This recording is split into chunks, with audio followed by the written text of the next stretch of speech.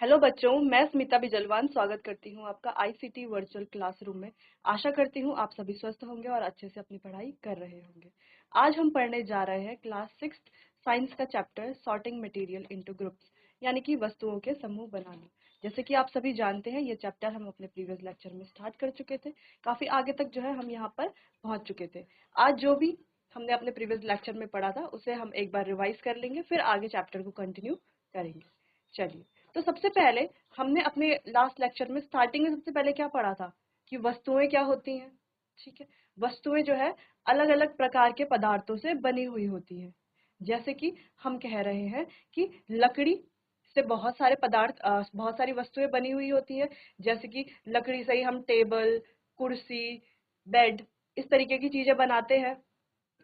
उसी तरीके से जैसे पेपर है, पेपर से भी हमारी कई चीजें बनती हैं, नोटबुक्स हैं, बुक्स हैं, और जो हमारे अदर मटेरियल्स हैं, जैसे कि हम कह रहे हैं कोई भी धातु, धातुओं से भी हम जानते हैं कि अनेकों अनेक प्रकार की वस्तुएं बनी हुई होती हैं। अब जो है हम यहाँ पर पढ़ रहे थे कि ये जो वस्तु हैं इनके हम समूह क्यों बनाते हैं, क्यों इनके जो समूह बनाना है वो इतना इंपॉर्टेंट है, ग्रुप्स में इनको डिवाइड करना क्यों जरूरी है। जैसे कि हम जानते हैं, हमने एक एग्जाम्पल से इसको पढ़ा था कि अगर हमारे पास एक अलमारी है, अलमारी में हमने बहुत सारे कपड़े ऐसे ही रखे हुए हैं, बिना फोल्ड किए हुए, बिना उनको व्यवस्थित ढंग से रखे हुए, ऐसे ही हमने बहुत सारे कपड़े उसके अंदर डाले हुए हैं। बहुत सारे सॉक्स भी वही हैं, हमारे स्वेटर्स भी वही हैं, टी शर्ट्स भी वही हैं, स्कूल ड्रेस भी वही हैं।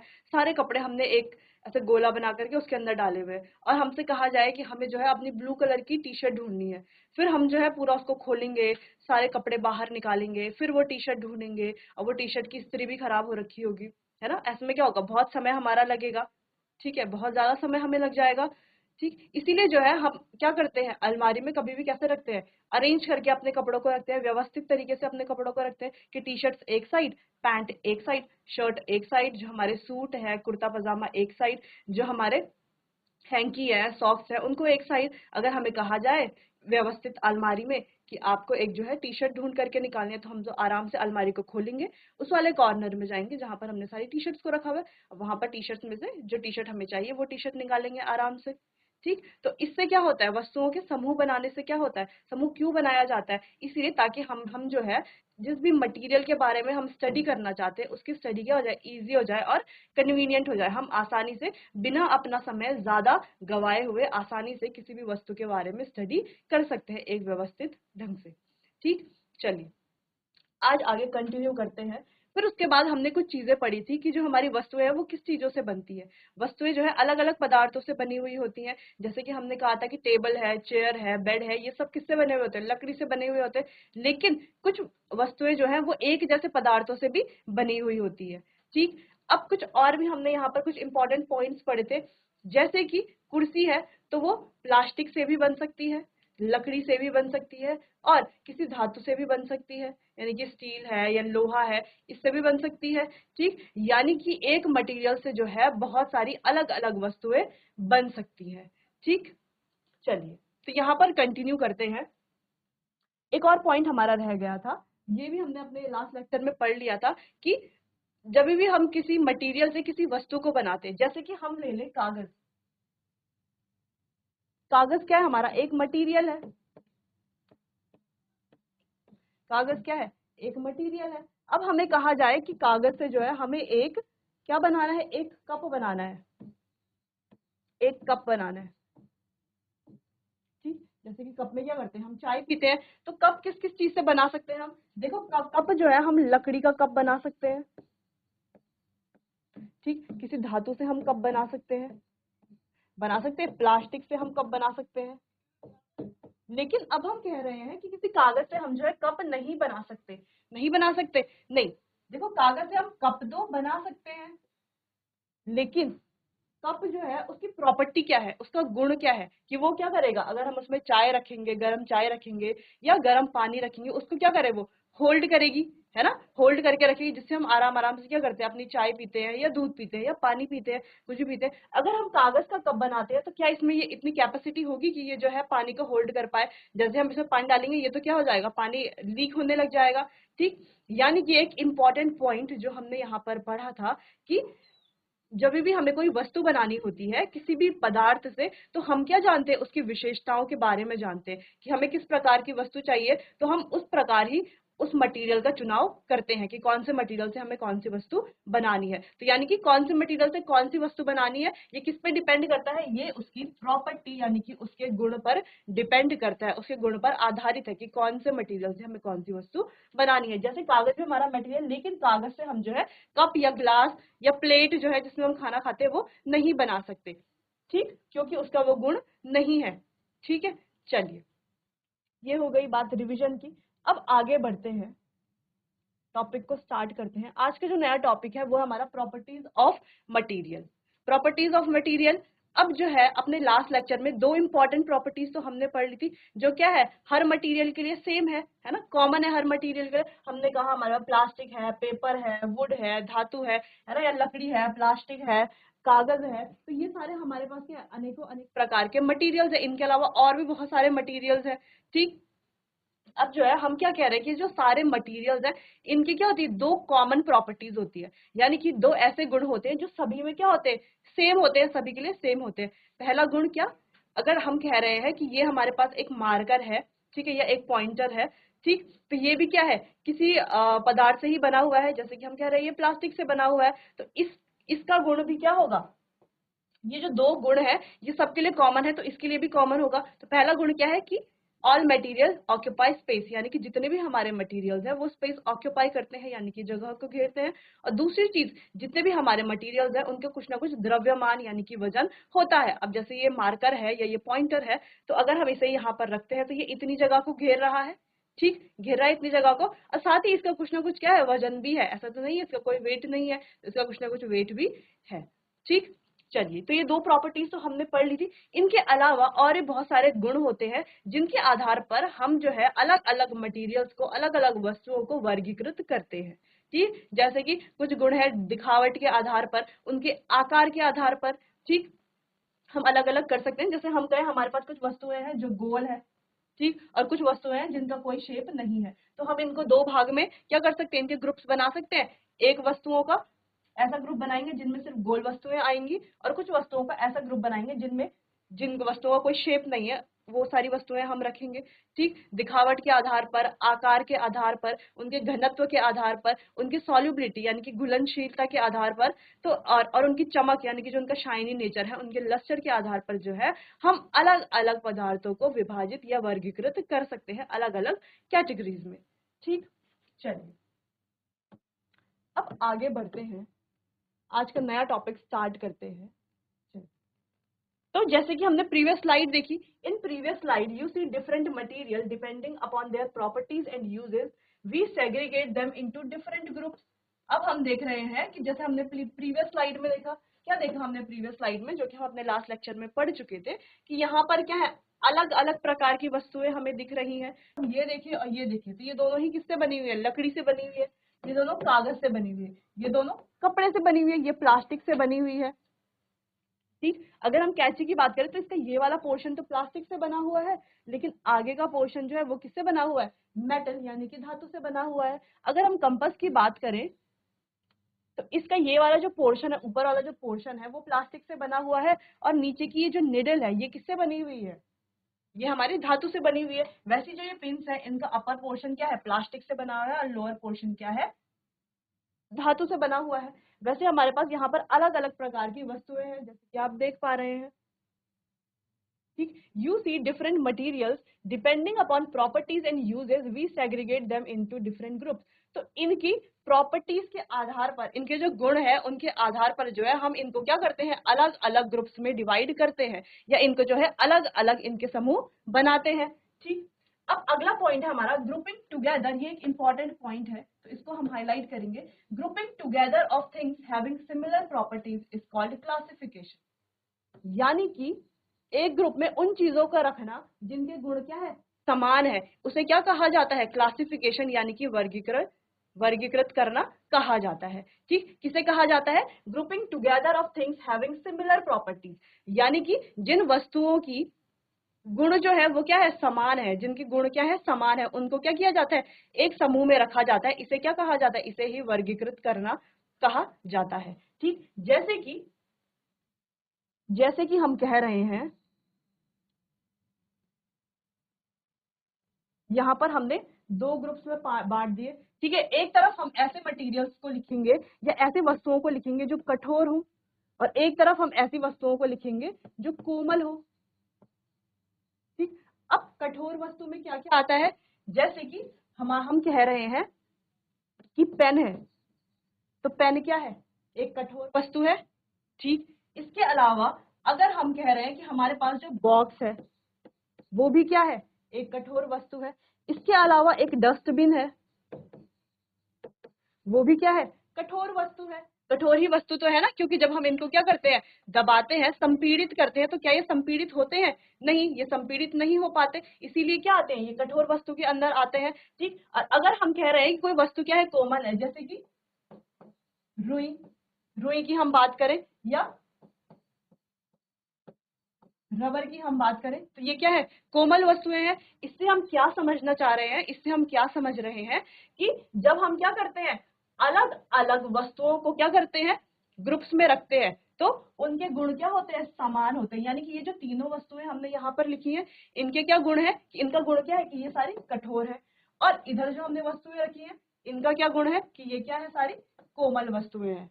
ठीक, तो इसे ही क्या कहा जाता है, क्लासिफिकेशन कहा जाता है। चलिए अब आगे बढ़ते हैं कि some of the properties of material which help us to classify.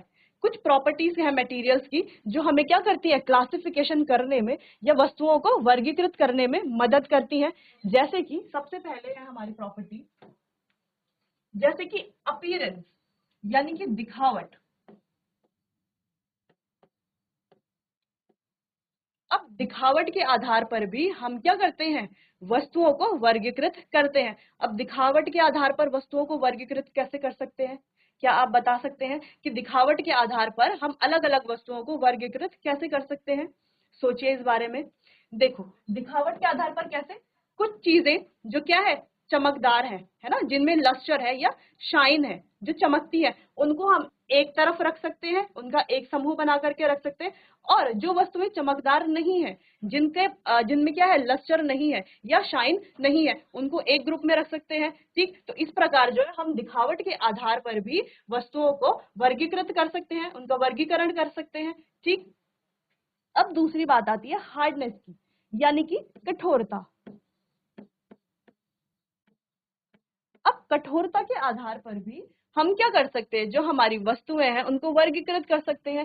कैसे, कठोरता के आधार पर कैसे वस्तुओं को वर्गीकृत किया जा सकता है, देखो, कठोरता के आधार पर हम क्या कर सकते हैं, वस्तुओं को वर्गीकृत कैसे कर सकते हैं, एक तरफ जो है हम ऐसी वस्तुओं को रख लें जो कोमल हो, और एक तरफ ऐसी वस्तुओं को रख लें जो कठोर हो। तो कठोरता के आधार पर भी हम वस्तुओं को वर्गीकृत कर सकते हैं। ठीक, अब बात आती है सॉल्युबिलिटी, यानी कि घुलनशीलता की। अब घुलनशीलता के आधार पर कैसे जो है हम वस्तुओं को वर्गीकृत कर सकते हैं, सोचिए इस बारे में। घुलनशीलता के आधार पर यानी कि सॉल्युबिलिटी के आधार पर कैसे हम वस्तुओं को वर्गीकृत कर सकते हैं। देखो, कुछ वस्तुएं होंगी जो सॉल्युबल होंगी, कुछ होंगी जो इनसॉल्युबल होंगी, सॉल्युबल नहीं होंगी। जैसे कि हम कह रहे हैं कि हमने ली चीनी, चीनी को जो है जल में मिलाया, एक ग्लास लिया या एक बीकर लिया। ठीक, ये एक ग्लास लिया हमने या एक बीकर लिया, उसमें क्या डाला, जल डाला, उसको जल से हमने भर दिया आधा। अब उसमें क्या डाला हमने, एक चम्मच चीनी डाली। ठीक, अब एक चम्मच चीनी डालने के बाद हमने एक स्टेयर की मदद से या एक चम्मच की मदद से क्या किया, इसको हिलाया, घुमाया, और क्या करा, इसको डिसॉल्व करने की, यानी कि इसको क्या करने की कोशिश करी, घोलने की कोशिश करी। ठीक, अब थोड़ा देर बाद हम क्या देखेंगे कि जो चीनी है वो जल में पूरी तरीके से घुल जाएगी। घुल जाएगी कि नहीं घुल जाएगी, घुल जाएगी चीनी पूरी तरीके से जल में। यानी कि ये कैसा सॉल्यूशन है, हमारा सॉल्युबल सॉल्यूशन है। ठीक है, कैसा सॉल्यूशन है, सॉल्युबल सॉल्यूशन है। ठीक, अगर वही हम एक जगह क्या ले, चॉक पाउडर ले, ठीक, चॉक पाउडर ले, और चॉक पाउडर को भी इसी प्रकार जल में मिलाएं। एक गिलास लें, उसमें इस प्रकार से उसको जल से हम भर दें, और इसमें क्या मिला दें, चॉक पाउडर मिला दें। ठीक, अब चॉक पाउडर मिलाने के बाद एक चम्मच डाल करके इसको घोलने की कोशिश करें। जैसे कि हमने चीनी और जल के मिश्रण को घोला था, वैसे ही हम चॉक और जल के मिश्रण को घोलने की कोशिश करेंगे।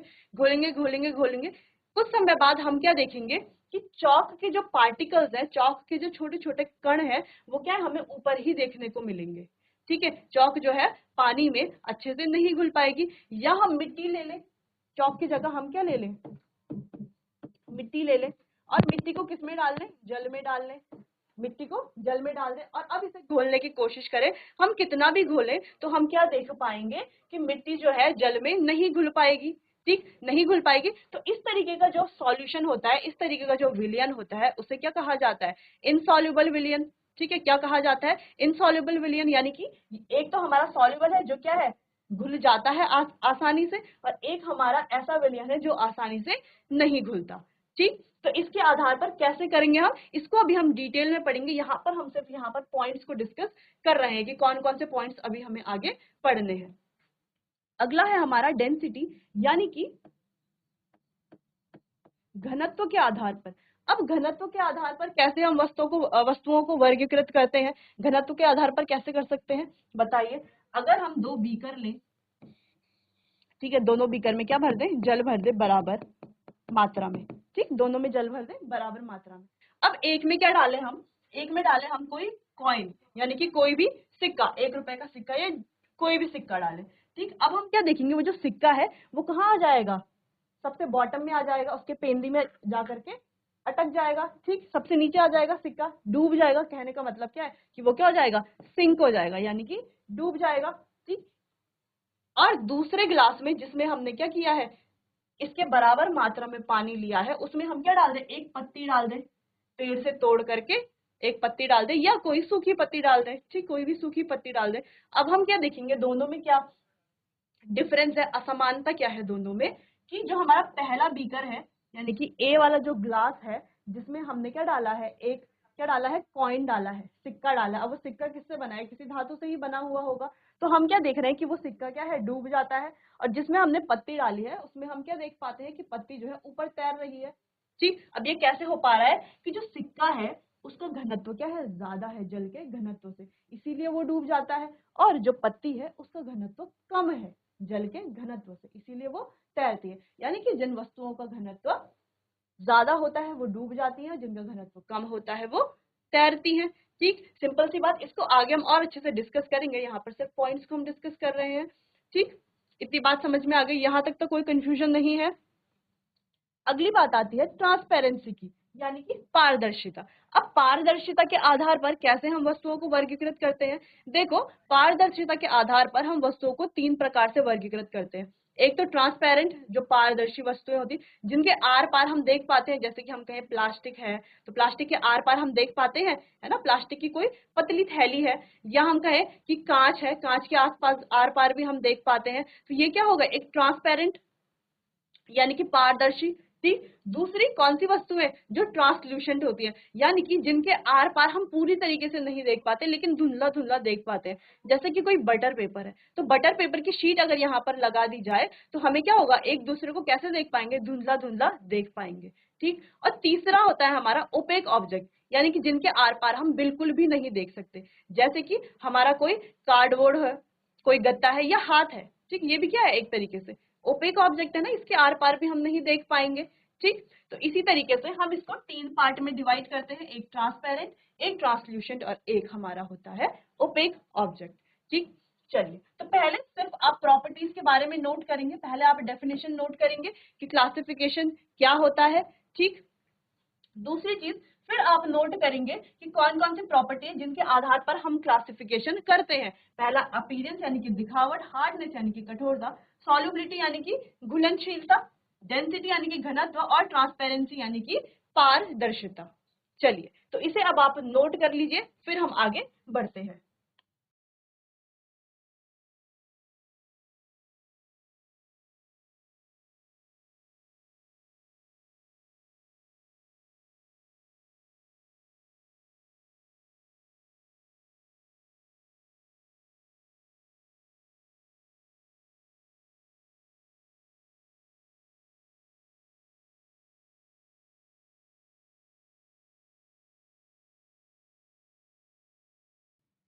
चलिए, तो ये आपने नोट कर लिया होगा।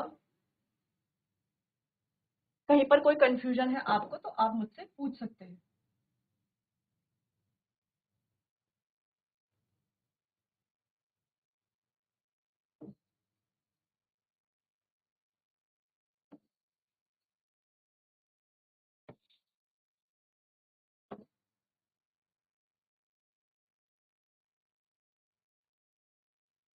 फ्लोट यानी कि तैरना, सिंक यानी कि डूबना। ठीक, चलिए अब आगे बढ़ते हैं, इसको आगे कंटिन्यू करते हैं। पहला पॉइंट पढ़ते हैं, अपीयरेंस यानी कि दिखावट।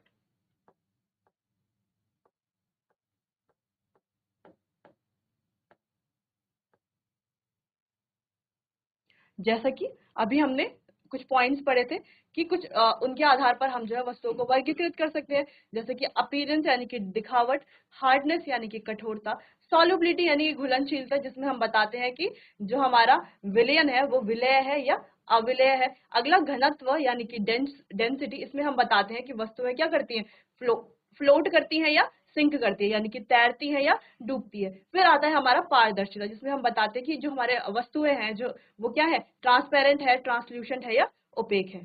ठीक, चलिए तो इनमें से सबसे पहला आता है दिखावट। अब दिखावट के बारे में पढ़ते हैं। Materials look different from each other. अब जितने भी हमारे मटीरियल्स हैं, जितने भी हमारे पदार्थ हैं, वो एक दूसरे से भिन्न भिन्न दिखाई देते हैं।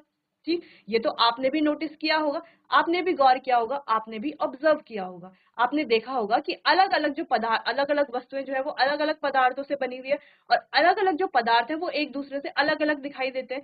जैसे कि आपने देखा होगा कि जो पेपर है, जो कागज है, वो जो है लकड़ी से भिन्न दिखाई देता है। लकड़ी जो है लोहे से भिन्न दिखाई देती है, लोहा जो है वो एल्यूमिनियम से भिन्न दिखाई देता है। इसी प्रकार अलग अलग वस्तु, अलग अलग पदार्थ जो है हमें क्या करते हैं, भिन्न भिन्न दिखाई देते हैं। ठीक, चलिए अब दूसरी चीज, सब मटेरियल्स हैव लस्टर। अब जैसे कि हमने देखा होगा कुछ मटेरियल यानी कि कुछ पदार्थ ऐसे होते हैं जिनमें कुछ ना कुछ लस्टर, शाइन यानी कि चमक होती है, जिनमें कुछ ना कुछ क्या होती है, चमक होती है।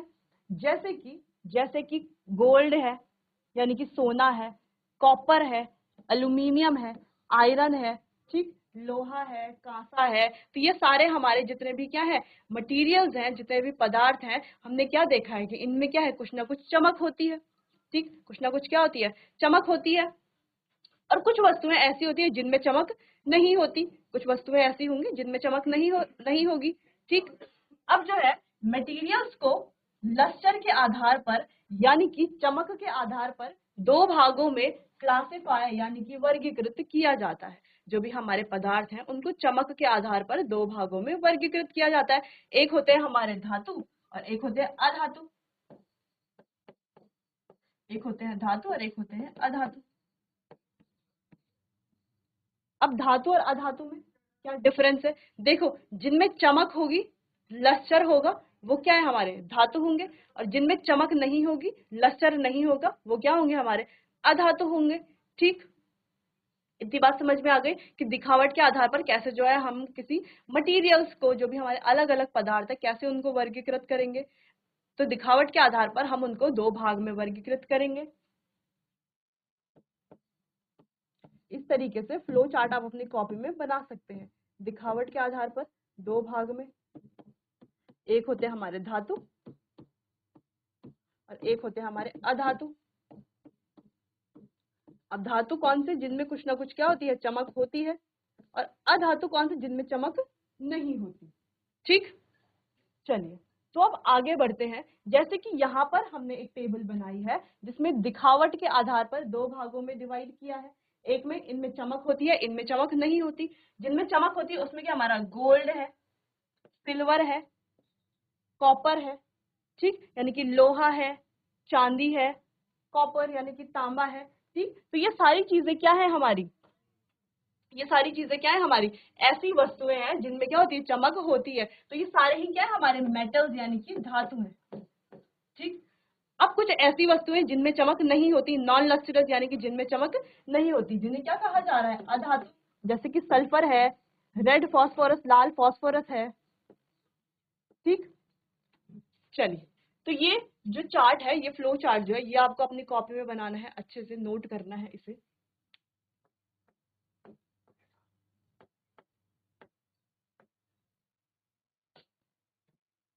चलिए तो इसे अब आप नोट कर लीजिए, फिर हम आगे बढ़ते हैं।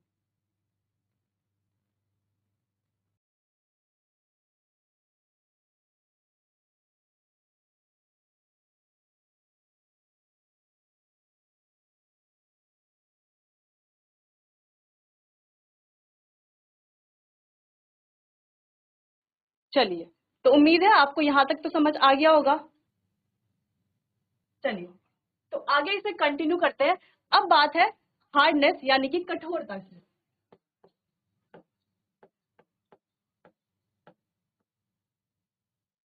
इससे पहले हमने पढ़ा कि दिखावट के आधार पर कैसे हम वस्तुओं को वर्गीकृत करते हैं। अब बात आती है हार्डनेस यानी कि कठोरता के आधार पर कैसे हम वस्तुओं को वर्गीकृत करते हैं। ठीक, जैसे कि हम पहले भी थोड़ा सा एक इंट्रोडक्शन ले चुके हैं कि कठोरता के आधार पर हम वस्तुओं को दो भाग में क्या करते हैं, वर्गीकृत करते हैं। पहला जो हमारी कठोर वस्तुएं होती हैं और दूसरा जो हमारी कोमल वस्तुएं होती हैं, है ना। कठोरता के आधार पर तो हम दो तरीके से उनको वर्गीकृत कर सकते हैं। ठीक, चलिए, अब सॉफ्ट यानी कि जो हमारी कोमल वस्तुएं हैं, सॉफ्ट यानी कि जो हमारी कोमल वस्तुएं हैं, उनका पता हमें कैसे चलेगा कि कौन सी वस्तुएं कोमल है, और जो हमारी कठोर वस्तुएं उनका पता कैसे चलेगा कि कौन सी वस्तुएं कठोर है। ठीक, तो materials that can be easily compressed, जो मटेरियल जो है आसानी से